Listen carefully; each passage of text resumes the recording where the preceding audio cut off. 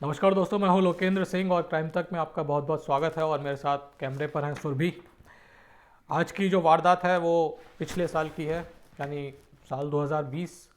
उसकी शुरुआत करने से पहले आपके जो कमेंट्स आए हुए हैं उनके बारे में भी बात करेंगे। जो मैक्सिकन जो लेडी थी जिसका मर्डर हो गया था, उसका जो लिव इन पार्टनर था उसने मदुरई में उसका मर्डर कर दिया था। उस पर काफ़ी सारे कमेंट्स आए और शुरुआत में मैंने कुछ जो अपने कृषि बिल को लेके कुछ बातें कही थी उस पर भी कमेंट्स आए। तो वो कमेंट्स बाद में, पहले जो है हम लोग शुरुआत करते हैं इस वारदात की। 27 सबसे पहली बात तो हाँ, ये जो वारदात है ये है मध्य प्रदेश की राजधानी भोपाल की। भोपाल में 27 जनवरी 2020 को एक इलाका है बिशनखेड़ी रोड, वहाँ पर कोई बीडीए प्लॉट्स है, भोपाल डेवलपमेंट अथॉरिटी के प्लॉट्स हैं। वहाँ पे एक लाश मिली।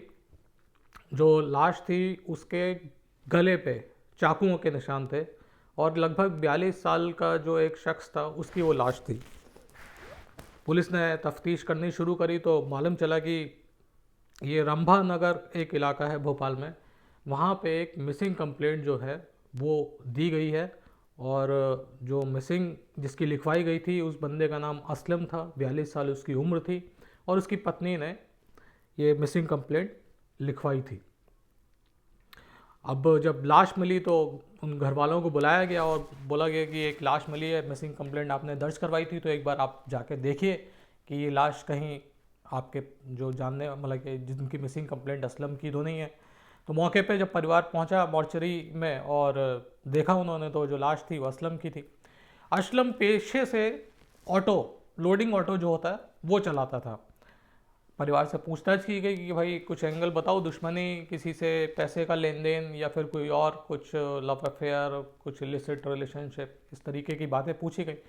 तो परिवार ने बताया नहीं, ऐसा कोई भी नहीं था, किसी से ज़्यादा उठना बैठना था नहीं, अपने आप में रहता था, अपने धंधे पानी में लगा रहता था, ना किसी के पास जाता था, दोस्ती यारी कुछ ऐसी थी नहीं, ना किसी से दुश्मनी थी। अब पुलिस ने जब असलम की तलाशी ली थी तो उसके पास से उसका जो मोबाइल था वो गायब था और साथ में ही जो उसका पर्स था वो भी गायब था। पुलिस ने तुरंत जो असलम का मोबाइल नंबर था उसको सर्विलांस पे लगाया और सीडीआर भी निकाली गई तुरंत, ताकि ये देखा जाए कि आखिरी बार बात किससे हुई थी। और जब पुलिस ने सीडीआर निकाली तो मामला एक तरीके से खुल ही गया। जो लास्ट बार बात हुई थी असलम की, वो बात हुई थी शाहरुख नाम के एक लड़के से। शाहरुख की उम्र जो थी वो करीबन 27 साल थी और वो जब पुलिस ने उसको बुलाया और उससे पूछताछ करी कि आखिरी बार तुम्हें कॉल की गई थी, असलम को तुमने कॉल करी थी और जो असलम है उसका कत्ल हो गया है, तो तुमने कॉल क्यों की थी, क्या वजह थी। तो शाहरुख का ये कहना था कि मैं तो कुछ काम था, ऐसे ही दुआ सलाम लेने के लिए असलम को फ़ोन किया था। और पूछताछ में ये भी मालूम चला कि करीबन 12 साल पहले जो शाहरुख है वो असलम के यहाँ बतौर किराएदार रहा करता था और 12 साल पहले ही उसने ये जो मकान था वो छोड़ दिया था। और तब उसकी उम्र 15 साल की थी 12 साल पहले। अब 27 साल का है वो बंदा। और पुलिस ने पूछा कि करते क्या, तो उसने बताया कि मैं रोशनपुरा एरिया है इधर का भोपाल का, वहाँ पे एक टेलरिंग की वो है यूनिट। टेलरिंग यानी वो सिलाई का काम किया करता था। एक बड़ी एक बुटीक टाइप की एक कंपनी थी, उसमें वो बतौर टेलर काम करता था। पुलिस ने पूछताछ करी असलम शाहरुख से और उसको बोला कि तुम जाओ। और इसके अलावा फिर पुलिस ने जो टेक्निकल सर्वेलेंस था वो अपना करना शुरू किया, सीडीआर निकाली और इसके अलावा ये देखा गया कि जो असलम के मोबाइल की लोकेशन है वो लास्ट कहाँ थी, शाहरुख के मोबाइल की लोकेशन है वो कहाँ थी, क्या इन दोनों की मोबाइल की लोकेशन आपस में मिल रही थी। तो उसमें देखा गया कि 27 जनवरी की शाम को, माफ़ कीजिए, 26 जनवरी की शाम को ये शाहरुख ने जिस टाइम पे फ़ोन किया था और उसके बाद करीबन उसके आधे घंटे बाद दोनों के मोबाइल टावर की जो लोकेशन आ रही थी, असलम के मोबाइल टावर की लोकेशन और शाहरुख के मोबाइल टावर की लोकेशन, वो एक साथ आ रही थी।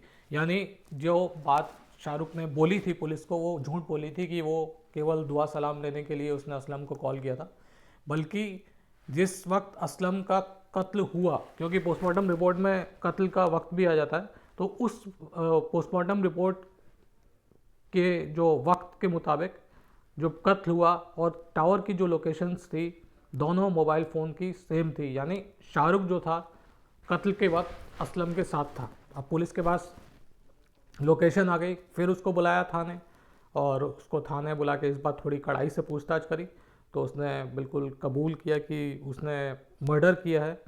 और अपना एक जो साथी है उसका नाम भी बताया, जिसका नाम मोहसिन था, और उसने बताया कि मैंने और मोहसिन जो है उसने मिलकर ये असलम का कत्ल किया। अब वजह पूछी गई, जाहिर सी बात है कि वजह पूछी जाती है। तो ये मामला अगर तफ्तीश के हिसाब से देखा जाए तो बहुत ज़्यादा पेचीदा नहीं है, लेकिन इंसानी फितरत के हिसाब से देखा जाए तो ये मामला पेचीदा है। वो कैसे, ये मैं आपको बताता हूँ। जब उससे पूछताछ की गई तो उसने बताया कि मैं 12 साल पहले असलम के यहाँ बतौर किराएदार रहा करता था और असलम की शादी हो गई थी, असलम की एक बीवी थी। तो ये शाहरुख जो था उसका वो उसकी असलम की जो पत्नी थी वो पहली क्रश थी, यानी उसको उससे पहली बार बचपन की जो मोहब्बत थी वो हुई थी। और वो उसके दिलो दिमाग में इस तरीके से जो असलम की बीवी थी वो उतर चुकी थी कि वो किसी भी कीमत पर उससे शादी करना चाहता था। किराएदार रहा वहाँ पे, वहाँ से उसने मकान भी खाली कर दिया, किसी दूसरी जगह पे मकान ले लिया, लेकिन आना जाना लगा रहा और साथ में जो तिकड़म थी दिमाग में वो भी चलती रही कि कैसे इसके असलम की बीवी के करीब आया जाए। तमाम नुस्खे और बाकी जो चालें हैं वो चली गई, लेकिन जो पत्नी थी उसने भाव नहीं दिया और ना उसको मालूम था, क्योंकि उम्र में भी वो काफ़ी छोटा था और अगर उसको पता भी चल गया हो तो एक तरफा जो प्यार था उसका उसने कोई रेस्पॉन्स नहीं दिया। लेकिन शाहरुख के दिमाग में ये बात बैठ गई थी कि जब तक ये असलम ज़िंदा रहेगा तब तक मेरा कोई अ, मेरी जो बात है वो नहीं बन पाएगी। और एक बार असलम की मौत हो जाती है तो उसके बाद मैं जो पत्नी है उसके और करीब आऊँगा और हो सकता है कि फिर आगे जो बात है वो बन जाए और जो एक वैक्यूम जो क्रिएट होगा असलम की मौत से इमोशनल वाला, उसको मैं भर पाऊँगा और मैं असलम की पत्नी जो है उससे शादी कर पाऊँगा। तो ये सारी प्लानिंग करके इन लोगों ने सोचा कि असलम को मारते हैं और उसके बाद फिर जो बॉडी है उसको भी डिस्पोज ऑफ कर देंगे। तो प्लानिंग के तहत इन लोगों ने असलम को ये जो इलाका है बिशन खेड़ी का इलाका है, वहाँ पे इन लोगों ने शाहरुख को बुलाया, असलम को बुलाया और असलम को बोला कि एक जो सामान है वो एक जगह से ट्रांसपोर्ट करके दूसरी जगह लेके जाना है। और ये दोनों बाइक पे आए थे, मोहसिन और शाहरुख। तो जब सामान ले जाने की बात हुई तो असलम मोहसिन जो था वो तो बाइक पे ही था, लेकिन जो शाहरुख था वो असलम के साथ बैठ गया कि तुम्हें वहाँ तक चलना है, वहाँ से सामान उठाएंगे और दूसरी जगह पे छोड़ना है। और जब ये अंदर बैठा तो इसने तुरंत बैठने के तुरंत बाद ही असलम को एक पान खिलाया और वो पान था उसमें काफ़ी सारी जो भांग थी वो उसने मिला रखी थी। थोड़ी बहुत ऐसे भी बातों में उलझाया, थोड़ा टाइम पास किया और कहीं पे रोका, कहीं पे फिर बात करने लग गया, कभी बोला कि मेरा फ़ोन आ रहा है अभी रुक जाओ, जब तक कॉल नहीं आता तब तक वेट करो। इस तरीके से जैसे जैसे थोड़ा वक्त बीता वैसे वैसे जो भांग का नशा था वो असलम के दिमाग पे चढ़ना शुरू हुआ और इसी का फ़ायदा उठा के जो ये शाहरुख था उसने पहले उसका गला दबा के एक कत्ल कर दिया और इंश्योर करने के लिए कि इसकी मौत हो गई या नहीं हो गई उसके गले पर चाकू भी चला दिए।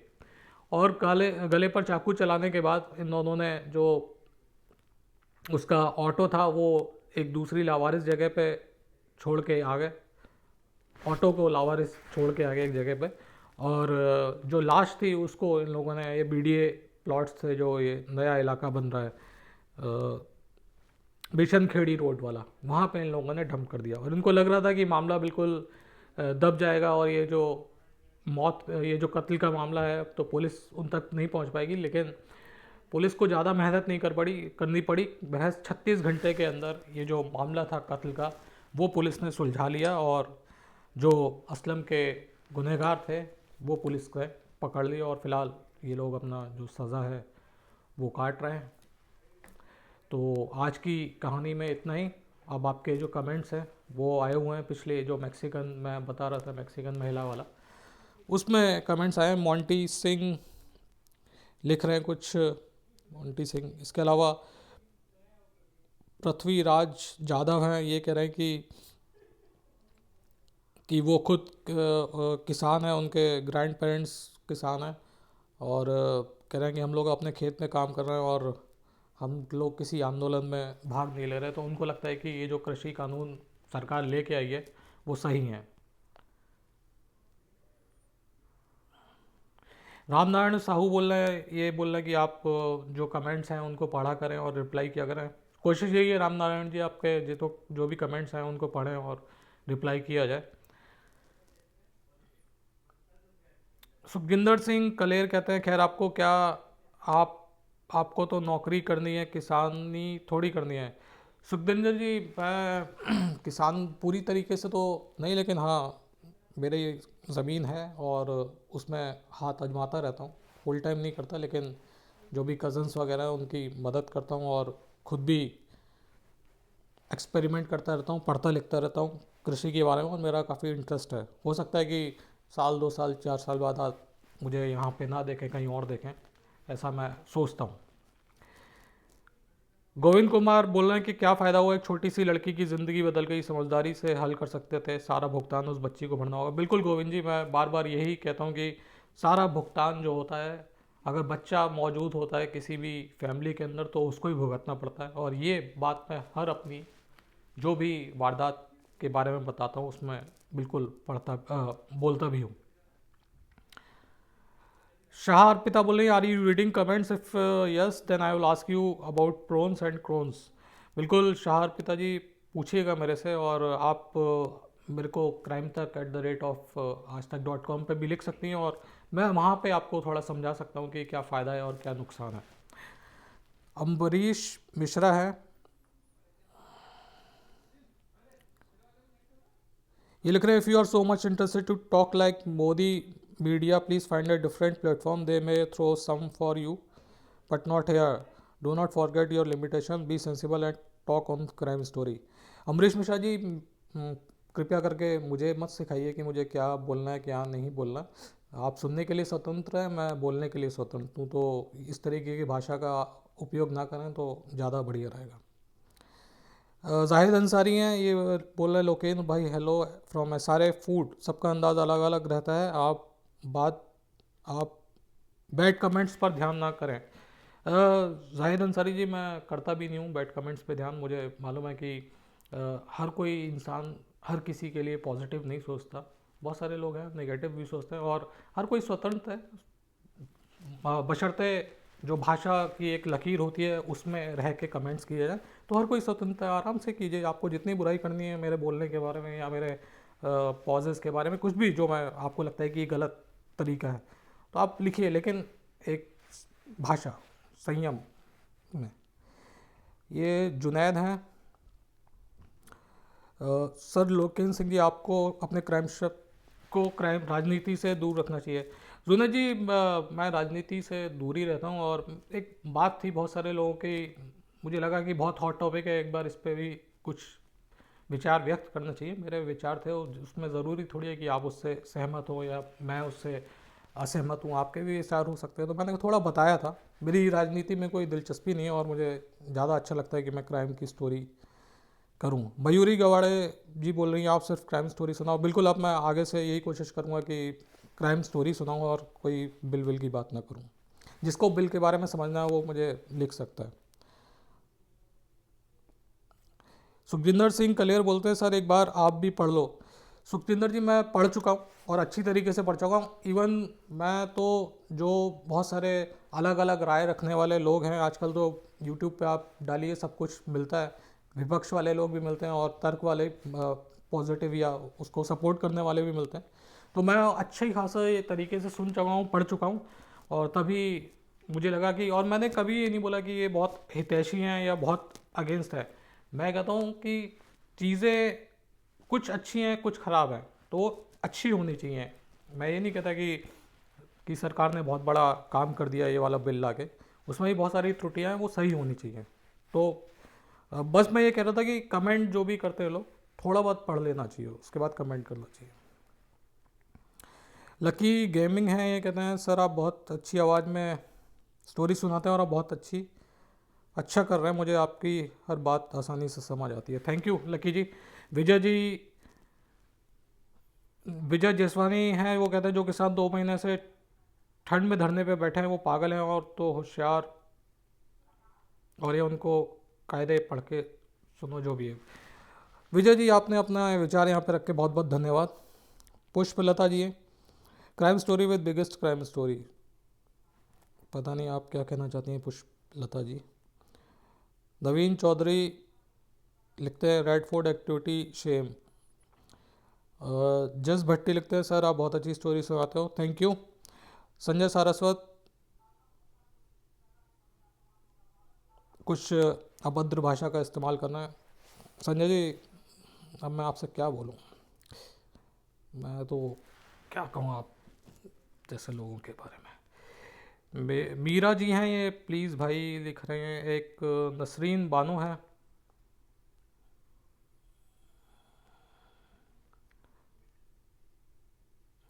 ये कह रहे हैं कि तुम कहानी सुनाते बिल्कुल नहीं जमते, दूसरा काम करो। मुझे नसरीन जी यही काम दे रखा है तो मैं क्या करूं बताइए, मुझे सुनानी पड़ेगी नौकरी है मेरी। ये बिग बर्ड है, कानून जो मर्जी ला दो पर एमएसपी की गारंटी दे दे। बिल्कुल सही कह रहे हैं बिग बर्ड जी, मैं आपकी बात का बिल्कुल समर्थन करता हूँ कि एमएसपी की गारंटी होनी चाहिए और बाकायदा नोटिफिकेशन होना चाहिए कि इससे कम में बिकेगा तो कानूनी कार्रवाई का प्रावधान होना चाहिए। इस तरीके की चीज़ें होनी चाहिए। यूसुफ खान है, ये कह रहे हैं पॉलिटिक्स से दूर रहो। ठीक है यूसुफ जी, मैं यही कोशिश कर रहा हूँ कि पॉलिटिक्स से दूर ही रहूँगा। अतुल गौर हैं, ये कह रहे हैं कि नवरूना मर्डर केस मुजफ्फरपुर बिहार को हाईलाइट करो। ये अतुल जी मुझे मालूम नहीं है, इसके बारे में पढ़ना पड़ेगा। स्वाति पांडे जी भी पता नहीं अजीब सा कमेंट इन्होंने लिखा है सुब्रतिम भाई के बारे में। सुकन्या जी हैं, वो हेलो बोल रही हैं, थैंक यू। निर्मल राजभर हैं, आपके लिए कृषि कानून सही नहीं है, ये इन्होंने लिखा है। मोहम्मद अजीम ये कह रहे हैं कि आपके हिसाब से सब किसान बेवकूफ़ हैं। नहीं, मैं तो ऐसा नहीं बोला। एबिन हैं, ये बोल रहे हैं I like your voice, thank you. Tarsem Singh हैं,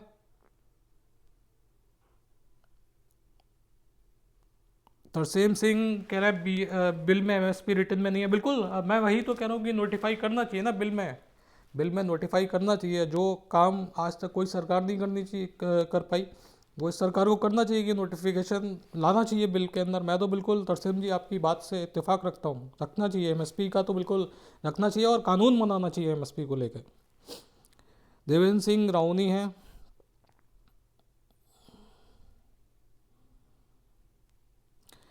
देवेंद्र सिंह राउनी बोलते हैं कि मैं कितने एकड़ की खेती करता हूँ, या फिर ज्ञान ही किताब, नहीं ज्ञान की किताब नहीं है। अब मैं ऑन कैमरा तो कितने एकड़ की खेती करता हूँ वो आपको नहीं बता सकता, लेकिन हाँ ठीक ठाक एकड़ की खेती है मेरे पास।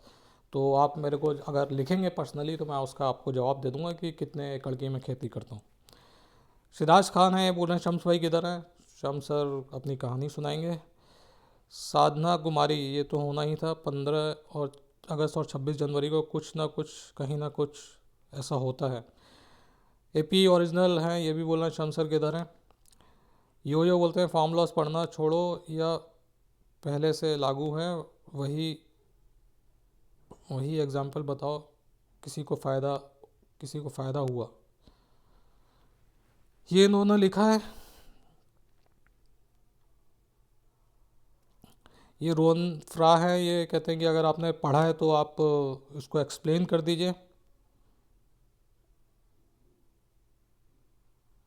ये तंज मार रहे हैं या मार रही हैं कि ऐसी कोड में सरकार नहीं समझा पाई, हो सकता है आप समझा दो। नहीं, मैंने समझ लिया, जिसको समझना हो मेरे को मेल कर ले, मैं समझा दूंगा उसको। शकीफुल हसन है, प्रणाम भाई साहब शकीफुल जी, बहुत बहुत धन्यवाद आपका लिखने के लिए। रोशन राणा है, thank you for the start, thank you. Sandeep Kumar ji हैं, आरिफ खान है,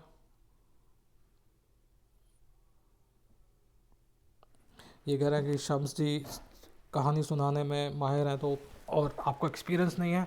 हाँ, तो मैं एक्सपीरियंस गेन कर रहा हूँ आरिफ जी। शम्स सर तो हैं ही, शम्स सर तो मास्टर हैं, मास्टर ऑफ स्टोरी टेलिंग। ये गुड ब्रिड है, ये horrible story, God bless you, all the best. Thank you good breed ji लिखने के लिए। जॉय शेखर ये कह रहे हैं कि पोगो चैनल में डबिंग करो। जॉय शेखर जी मुझे एक काम कर दिलवा दीजिए, वाकई मैं पोगो चैनल में कहीं डबिंग का काम हो। आपको मालूम है कितने पैसे मिलते हैं उसकी डबिंग के, जो कार्टून की डबिंग होती है। आप अगर सुनेंगे ना, पर घंटे की फ़ीस के हिसाब से, पर घंटे अभी नहीं, एक वीओ की जो फ़ीस होती है उसको, उसकी फ़ीस के बारे में सुन लेंगे ना तो दिमाग हिल जाएगा। मैं आपको बताता हूँ, कई सारे ऐसे शोज़ होते हैं, मैं टीवी के शोज़ की बता रहा हूँ, टीवी के केवल, वो मैं जिनमें काम कर चुका हूँ। मैं एक शो में के लिए काम करता था और मैं 1 घंटे के शो के लिए वीओ करवाता था। तो 1 घंटे के शो के लिए वीओ करवाने का मतलब होता है करीबन वो उस बंदे को आधे घंटे के आसपास का वीओ करना पड़ता था, आधे घंटे या 40 मिनट, क्योंकि 20 मिनट तो शॉर्ट्स वगैरह लग के इस तरीके से होता है।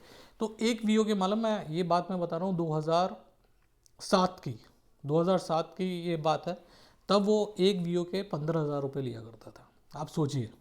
तो आप कहीं से काम दिलवा दीजिए जॉय शेखर रॉय जी, तो मैं तो बिल्कुल, मैं तो छोड़ ही दूंगा, चिंता मत करिए आप, बस जुगाड़ लगाइए मेरे लिए। एस सिंह है, मोदी भगत लगे रहो, मैं किसी का भगत नहीं हूँ, मेरी कोई आइडियोलॉजी नहीं है।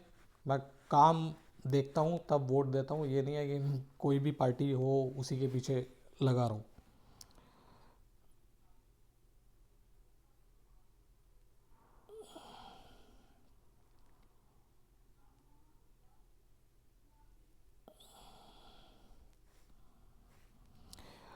टॉनी रीमा जी भी यही बोल रहे हैं कि कृषि के कानूनों के बारे में बोल रहे हैं। इसके अलावा ये हुंस के हैं, ये भी गोदी मीडिया, जो आपको अच्छा लगे बोलिए। अशोक कुशवाहा जी बोल रहे हैं और अच्छे से बोलने की प्रैक्टिस कीजिए। बिल्कुल अशोक जी, कोशिश जारी है, आप लोगों का साथ चाहिए। ये कह रहे हैं आज के, इन्होंने दोबारा हुंस जो है, हुंस के जेड बी, ये कह रहे हैं आज के कमेंट्स भी पढ़ के सुनाना कल, वी विल वेट। हाँ तो पढ़ रहा हूँ जी, आपके जो कमेंट्स हैं वो 2 बार पढ़ लिए इनफैक्ट। प्रशांत जादौन ये कह रहे हैं कि आप सरकार के हिमायती बन दो। मैं सरकार के हिमायती नहीं बन रहा, मैं तो आपको कह रहा हूँ मैं, चलिए छोड़िए इस बात को, छोड़ ही दीजिए आप।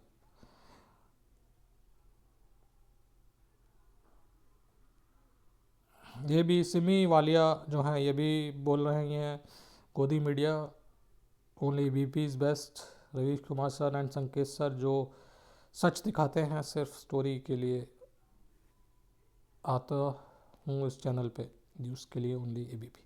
ओके तरसेम जी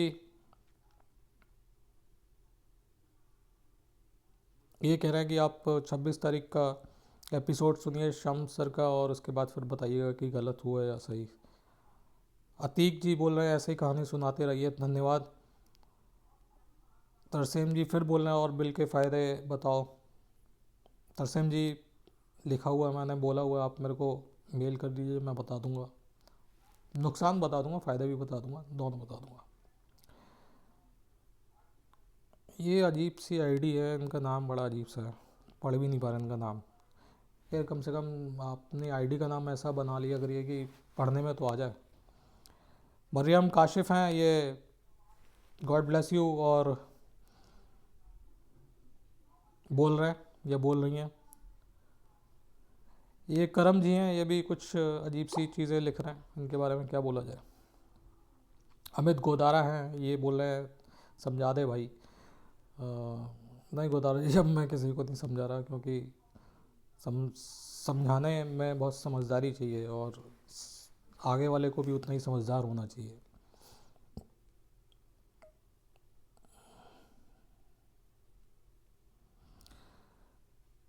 इसके अलावा जावेद देशवाली हैं, ये बोलते हैं कि मैं आप सोते टाइम आपकी स्टोरी सुनता हूँ और सोते सुनते सुनते सो जाता हूँ। ये तो बहुत अच्छा कमेंट है, बहुत हौसला अफजाई की है जावेद जी आपने।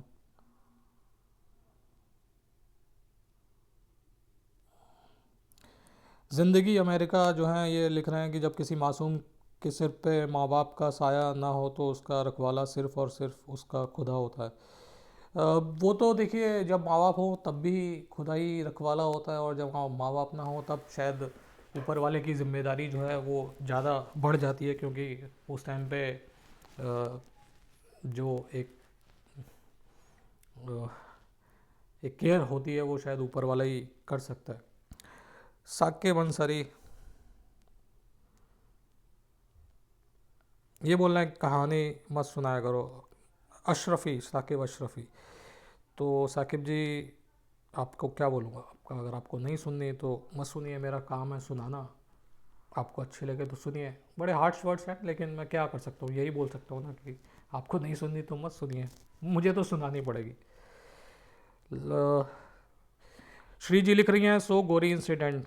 जी बिल्कुल श्री जी।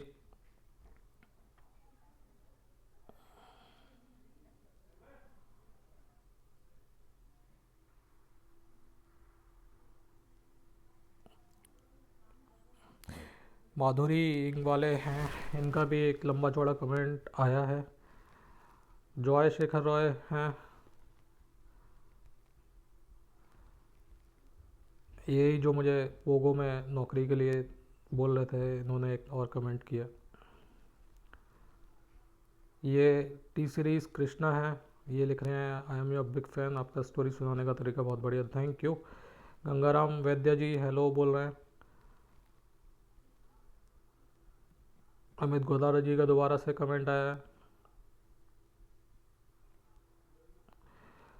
सूफ़ी फ़िरोज़ बाबा अशरफ़ी मिरानी ये बोल रहे हैं कि केवल आप स्टोरी सुनाओ और बाकी की, हाँ मुझे भी ऐसे लगता है कि ठीक है, केवल स्टोरी सुन लीजिए, बाकी के लिए तो इतने सारे चैनल्स हैं जो किसान आंदोलन के बारे में बता रहे हैं। प्रकाश चंद्र का टायर नहीं, टायर के निशान। पता नहीं प्रकाश जी, आपने पूरी बात लिखी होती तो मुझे समझ में आता। ये मोहसिन अहमद कहाँ मैंने ये वही केवल बिकाऊ मीडिया, बोलिए आपका हक है बोलने का। गगनजीत बोल रहे हैं कि किसान पागल हैं जो सड़कों पर बैठे हैं, तो वह ज़्यादा समझ में आता है क्या ये बोल रहे हो। कोई बात नहीं गगन जी। किसान डिसलाइक करो, हरजिंदर जी सिंह बोल रहे हैं। जानकी रे हाय सर। सुकन्या बोल रही नाइस स्टोरी। कल्याणी ईश्वर बोल रही है सर बहुत हॉरिबल स्टोरी है। शैलेश पांचाल बोल रहे हैं जय श्री राम शैलेश जी। करण सिंह जी वो बोला कि आपको कोई नेगेटिव कमेंट करता है उसकी चिंता मत करो, आप अपना काम करते जाओ, वही काम करता रहता हूँ करण जी। कोई अशोक कुमार बोल रहे हैं कि आप बिल पढ़े, आप सारा ही गलत है।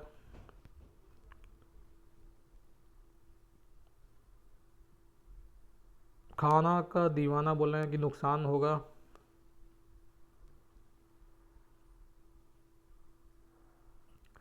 संजय भगत भी मुझे संस्कारों का ज्ञान जो है वो दे रहे हैं।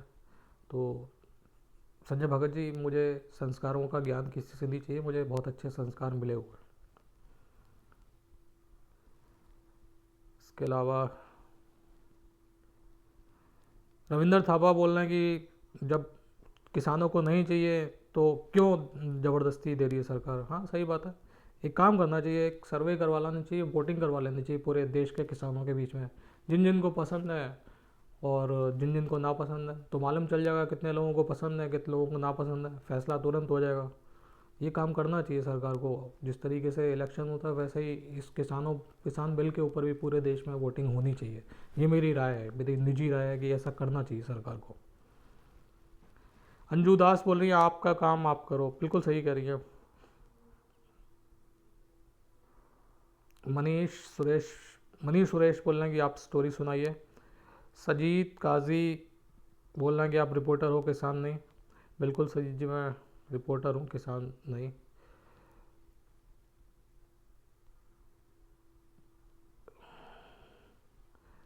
एक आईडी है इनका, तो आईडी क्या है, 001 001, कैसी आईडी बनाते हो आप लोग, समझ में नहीं आता मेरे को। नाम वाम ही लिख लिया करो, आपका नाम तो होगा कुछ, तो वो नाम पे आईडी बना लिया करो। अमोल दुर्वे जी, ये बोला too many loose trends during narration, why were the spare parts found at that place, where was the daughter at the time of murder and thereafter. हाँ अमोल दुर्वे जी, अब देखिए एक अच्छा कमेंट आया है, इसको पढ़ने में मज़ा आ रहा है और जवाब देने में भी मज़ा आ रहा है। अमोल दुर्वे जी, जो इन्वेस्टिगेशन हुई थी वो जो स्पेयर पार्ट यानी आप पूछ रहे हैं कि why were the spare parts found, ये जो इलाका था, ये जो ऑस्टिन लेक, ऑस्टिन पट्टी लेक के आसपास का इलाका था अमोल जी, वहाँ पे पत्थर वत्थर भी थे। तो जब ये जा रहा था उस टाइम पे ही जो उसका नीचे जो बम्पर का हिस्सा होता है, उसमें आपको ये भी बता दूं कि जो भी बम्पर्स आते हैं उन पे पर्टिकुलर नंबर भी होता है, जो कंपनी फिटेड होते हैं उनमें तो होता ही है नंबर। तो उस बम्पर का कोई टुकड़ा गिरा था जिससे पुलिस को उस नंबर के बारे में पता चला गया, जिसकी वजह से नंबर के बारे में क्या, मेक के बारे में पता किया, और मेक के बारे में जब पता चला तब जाके ये लोग फोर्ड फीगो जो गाड़ी थी उसको ढूंढने लग गए। दूसरी बात ये आप पूछ रहे हैं कि उस समय बेटी क्या थी, बेटी कहाँ पे थी। तो ये जो 5 साल की जो बेटी थी, ये लोग अक्सर इसको जब भी ये डेनाइस जब घर पे आया करती थी और ये मार्टिन घर पे हुआ करता था, तो ये उस बेटी को एक क्रश था पास पे ही, वहाँ पे भेज दिया करते थे उस दौरान, जब ये लोग इकट्ठे रहते थे दोपहर दोपहर में, तो उस दौरान ये भेज दिया करते थे। और उस दौरान ही जब बेटी मौजूद नहीं थी घर के अंदर, उस दौरान ही दोनों के बीच में इस तरीके की हाथापाई हुई, और उस दौरान ही जो मार्टिन था उसने गुस्से में आके जो सर था वो दीवार में मार दिया और उसकी जो डेनाइस थी उसकी मौत हो गई। तो बहुत शुक्रिया अमूल जी लिखने के लिए।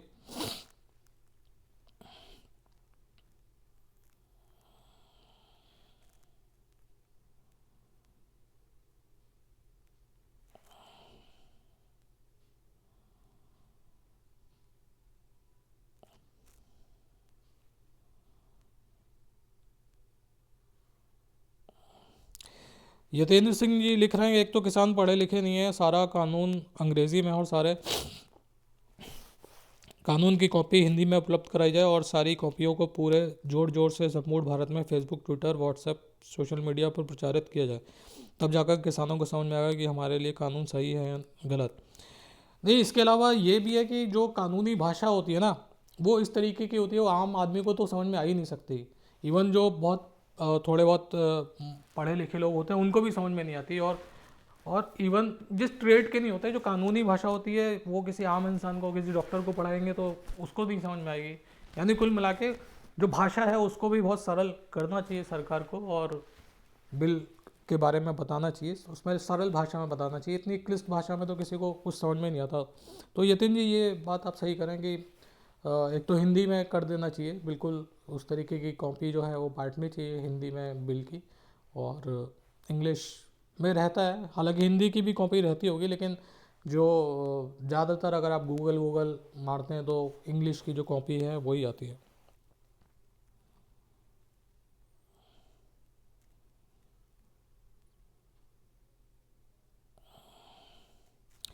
मोहन गुप्ता जी हैं, मरियम अब्दुल रहमान है, याना है,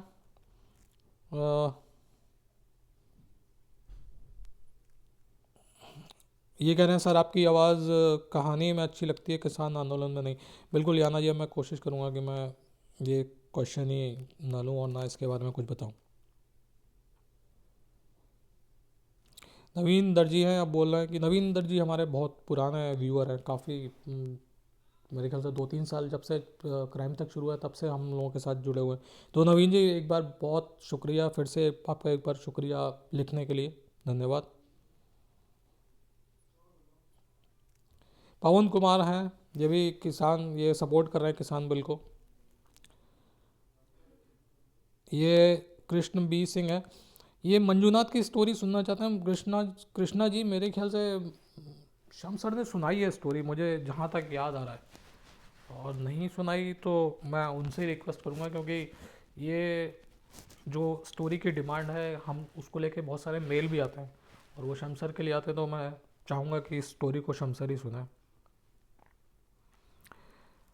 ये global institute for competitive exams हैं, तुम अपना काम ही ठीक से कर लो तो बहुत है। कोई कोशिश कर रहे हैं।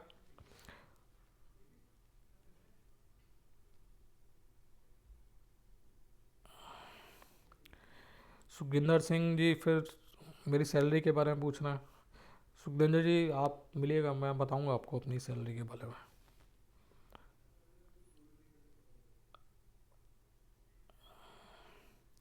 पृथ्वीराज सिंह जी बोल रहे हैं इससे जमाखोरी बढ़ जाएगी इस बिल से। जी पृथ्वीराज जी, ये इनका विचार है।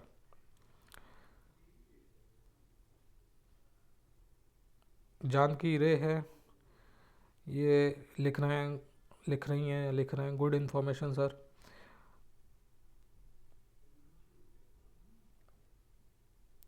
हरविंदर सिंह जी बोल रहे हैं जिसके बारे में जानकारी ना हो उसके बारे में मत बोलिए।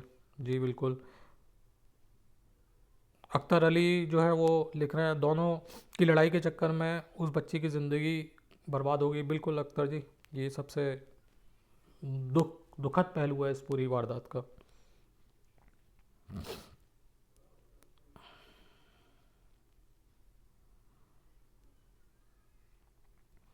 तरसेम जी बता रहे हैं कि गेहूं का रेट 1975 नहीं है 1935 है।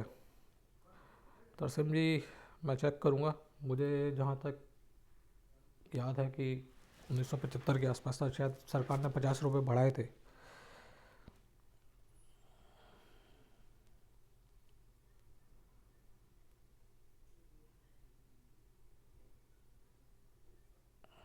ग्लोबल सिटीजन लिख रहे हैं, अमरीश मिश्रा लिख रहे हैं।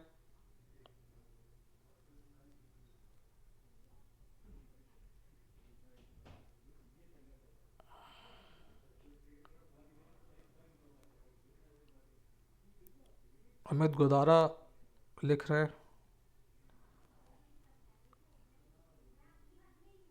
अविनाश चतुर्वेदी हैं, जानकी रहे हैं। आई विल स्पीक वर्ड्स हैं, एक फ़हीमा खान है।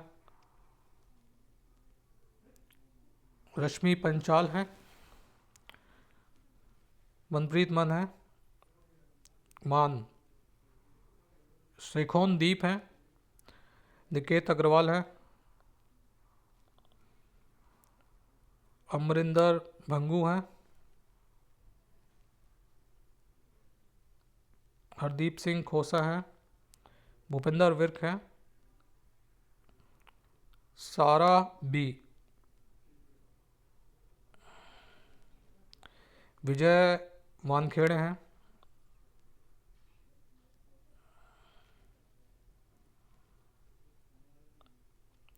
शिखर सिंह हैं। ये धन सिंह रावत हैं। ये लिख रहे हैं कि they were not married but were in live in relation, how can you say they were husband and wife. Dhan Singh जी आपको शायद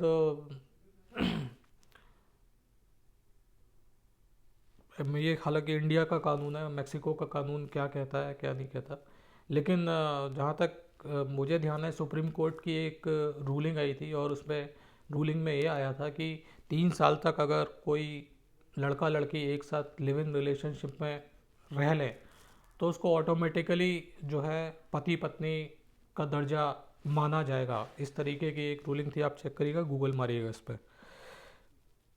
प्रिया सरा हैं।